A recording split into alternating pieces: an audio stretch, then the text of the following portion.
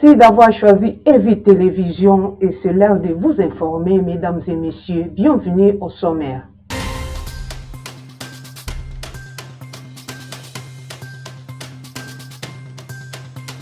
La RDC réaffirme son rôle de chef de file pour la reconnaissance de l'écocide à l'Addis Abeba. La ville d'Ouvira, au nord Kivu, vient de récupérer son calme. La célèbre chanteuse Mbiliabel sous observation médicale après son accident.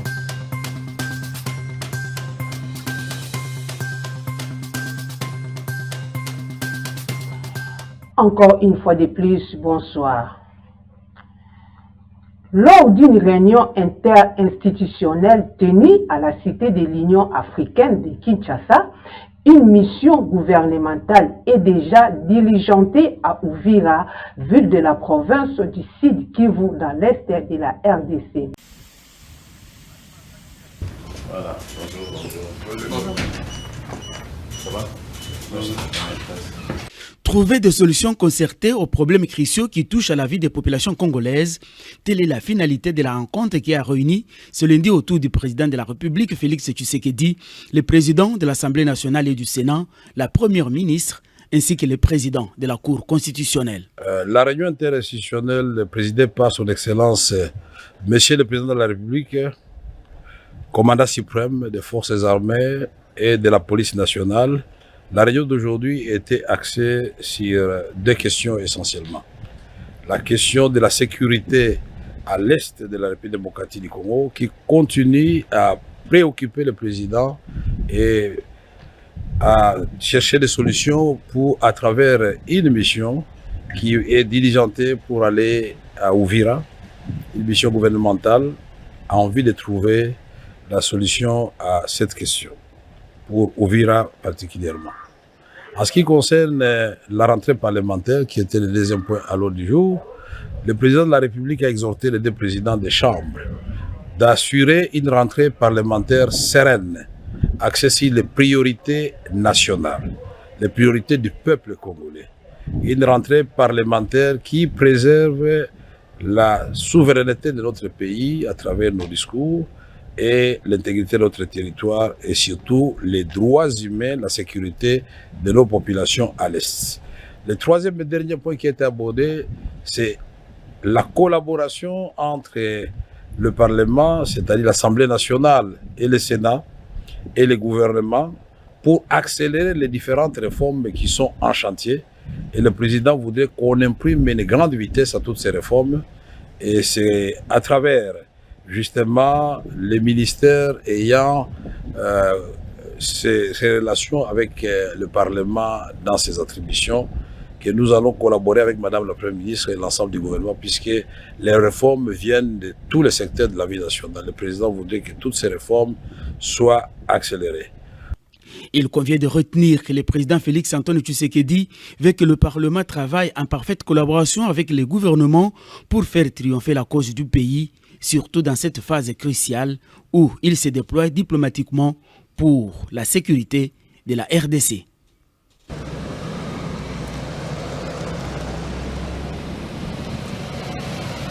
Le président de la République démocratique du Congo est arrivé mardi matin à Astana, capitale de la République du Kazakhstan, pour une visite d'État de 48 heures. Suivez les détails. Situés dans deux zones géographiques lointaines, la République démocratique du Congo et le Kazakhstan collaborent depuis plusieurs années dans les domaines sécuritaires et économiques. Au plan sécuritaire, les soldats kazakhs participent à la mission de paix parmi les casques bleus de la MONUSCO. Sur le plan économique, le Kazakhstan a des investissements miniers en RDC à travers Eurasian Resources Group ERG basé à Kolwezi. Dans la foulée des accords signés à Astana figure celui qui lie ERG à la GECAMINE à travers leur manager. L'accord que nous avons signé aujourd'hui est un accord qui construit une nouvelle histoire entre ERG et GECAMINE, entre ERG, les intérêts kazakhs et la RDC. Nous avons soldé le passé qui était avec plusieurs obstacles et nous nous fixons dès à présent pour aller vers un avenir meilleur. Nous avons profité de cela pour pouvoir rééquilibrer les relations de manière positive pour tout le monde. this agreement, this settlement that we have signed with Jacquemin in the presence. Pour les ministres de Mines Louis Watoum, ce partenariat est bénéfique aux deux parties. Le commentaire, c'est les encouragements d'abord, les partenaires qui ont signé cet accord, mais en tant que gouvernement, nous voulons vraiment démocratiser le mines, nous voulons que les retombées finalement profitent à nos populations. Et c'est là que nous sommes très regardants, parce que finalement, au-delà des accords, il y a l'obligation des parties. Et chacun doit jouer sa partition pour que nous puissions créer des richesses et les répartir de manière équitable entre toutes les parties prenantes. C'est à cela que nous allons nous atteler au-delà de ce accord qui a été signé ici. Merci. Pour avoir amélioré l'image des marques de la République démocratique du Congo à l'international et ouvert la voie de l'Afrique en Asie centrale, le chef de l'État, Félix-Antoine Tshisekedi Tshilombo, a été décoré par son homologue Kassim Jomart Tokayev de la plus haute distinction civique réservée aux chefs d'État étrangers. La première ministre Judith Suminwa a présidé lundi une réunion du comité interministériel de pilotage, de coordination et de suivi de la mise en œuvre de la décentralisation. Marceline nous donne les commentaires.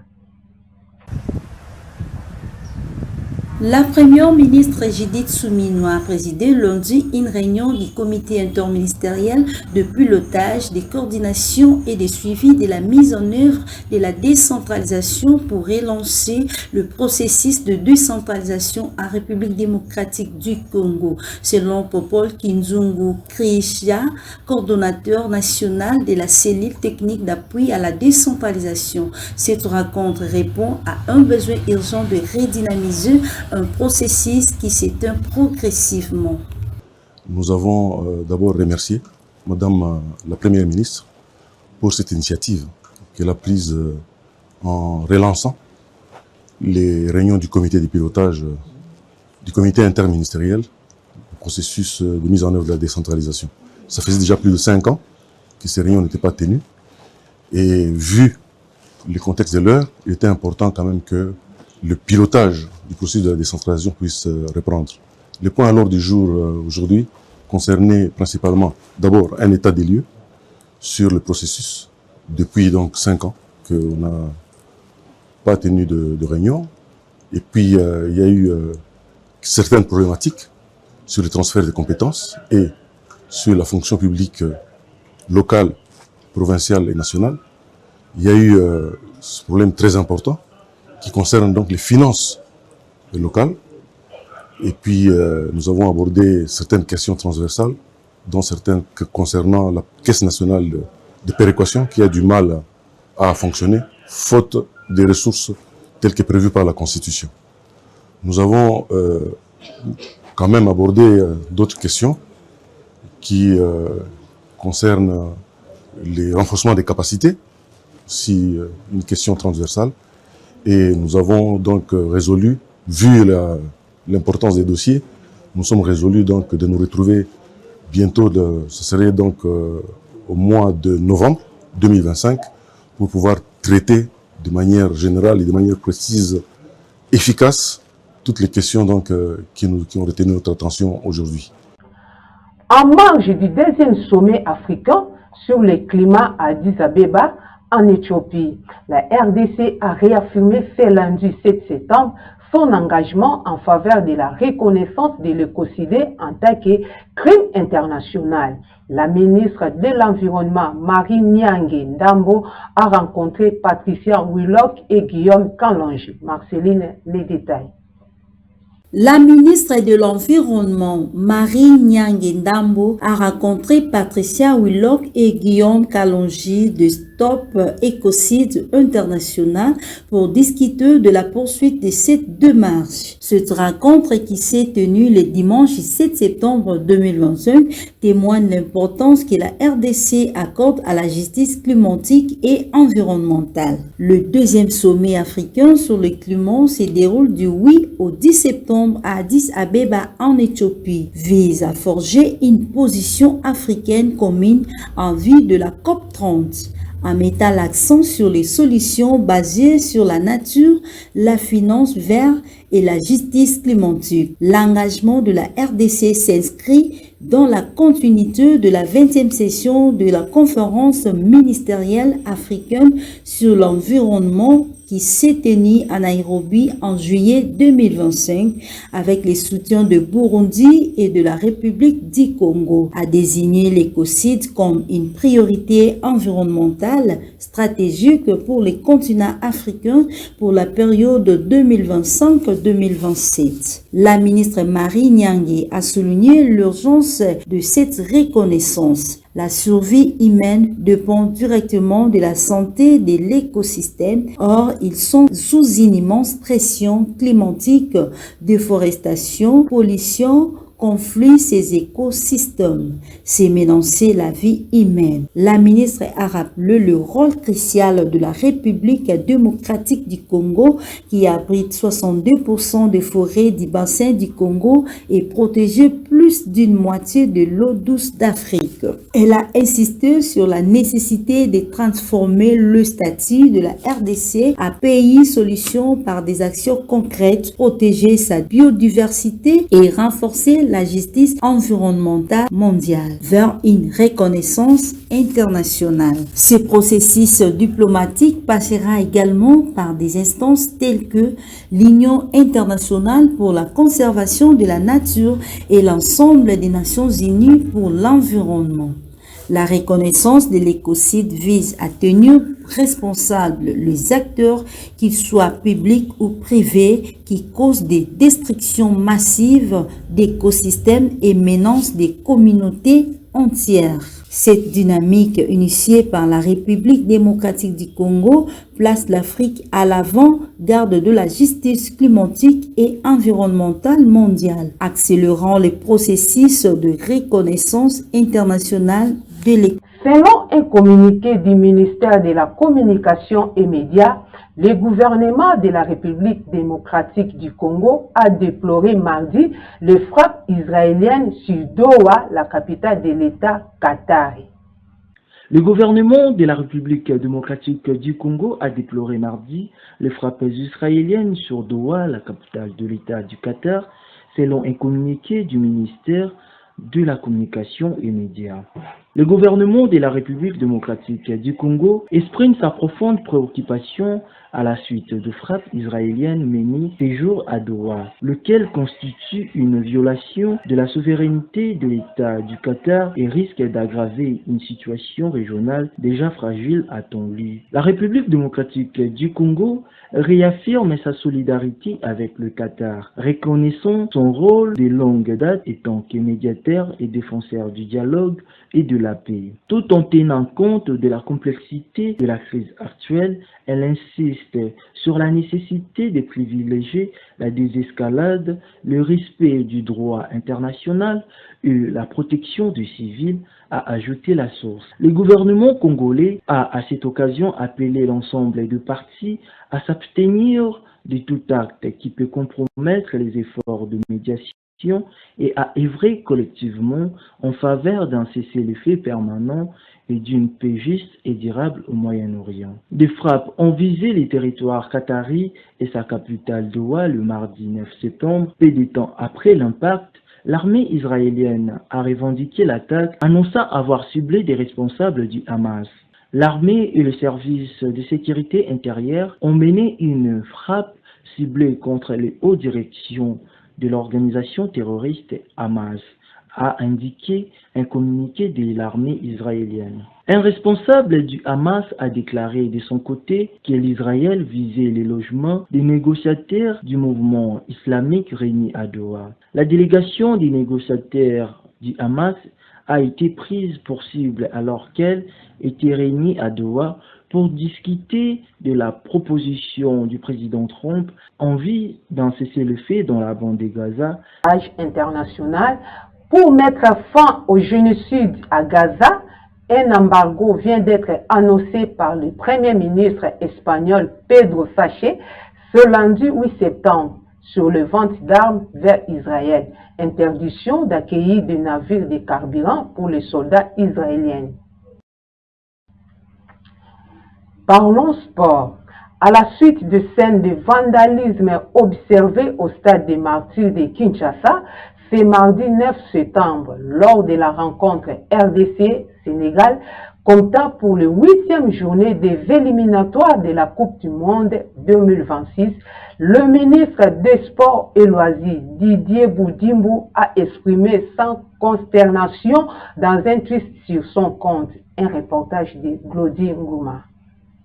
Didier Boudimbo, ministre des Sports et Loisirs, s'est dit profondément attristé par les dégradations et actes de vandalisme recensés au stade de Martyrs, la plus symbolique du pays. Nous observons avec une profonde tristesse l'état du stade de Martyrs, un lieu qui incarne l'essence même de nos plus fortes émotions et de notre fierté nationale. Ces actes sont non seulement inacceptables, mais ils sont profondément contraires à l'esprit sportif, a-t-il déclaré. À un ton ferme, le ministre a condamné ces comportements jugés contraires aux valeurs du sport et de la nation. C'est pourquoi nous condamnons avec la plus grande fermeté de telles dégradations, a-t-il ajouté, tout en appelant au calme, en invitant les Congolais à faire bloc derrière les Léopards malgré la défaite face au Sénégal D3 et à continuer à soutenir une équipe en pleine progression. Dépassons la tristesse et les émotions négatives, c'est le moment de nous rassembler pour soutenir inconditionnellement notre équipe nationale et notre sélectionneur qui ont réalisé des progrès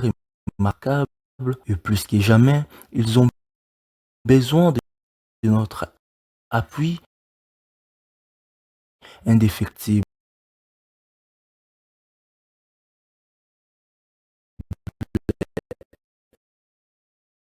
a-t-il indiqué. Didier Boudimbo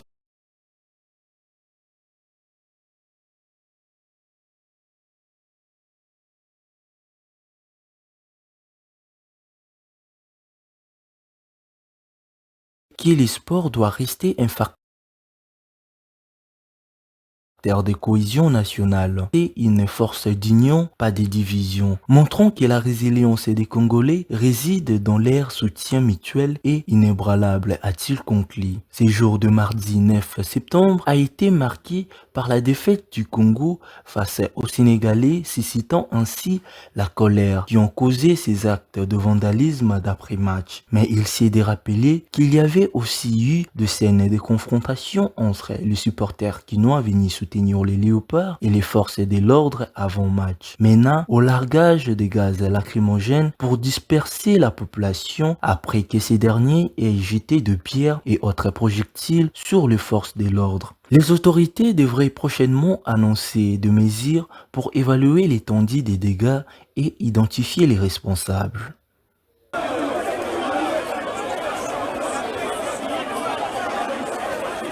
Et enfin, la célèbre chanteuse Mbilia Bel sous observation médicale après son accident de circulation survenu ce mardi matin sur la route menant à l'aéroport international d'Enjili.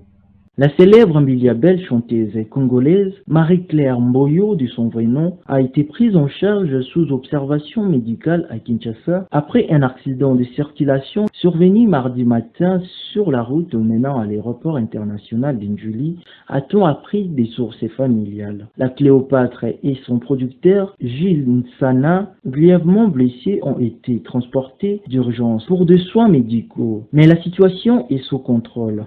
Rien de grave du côté de la chanteuse qui est gardée sous observation médicale. Plus de peur que de mal, elle va s'en sortir, a confirmé Marc Tabou, journaliste et membre de la famille biologique de la chanteuse. Mbilia Bel a connu l'accident alors qu'elle s'est rendue à l'aéroport pour un voyage en Belgique dans le cadre de son spectacle prévu le 20 septembre 2025 dans la salle Medellin de Bruxelles. Avec cette situation, elle a raté juste l'avion, mais il n'y a rien de grave. Elle tient à retourner sur la scène européenne au cours de ses concerts prévus dans la capitale belge. Ne vous inquiétez pas que ces mélomanes se calment, a-t-il ajouté. Merci de nous avoir choisis. Voici les rappels des titres.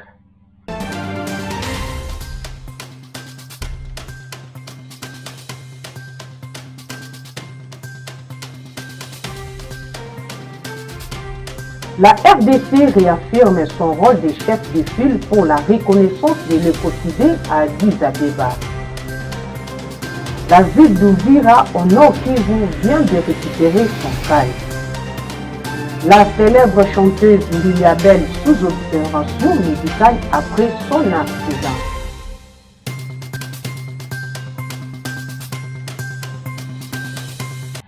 C'est ici s'achève notre journal et bonne suite des programmes sur EVI Télévision.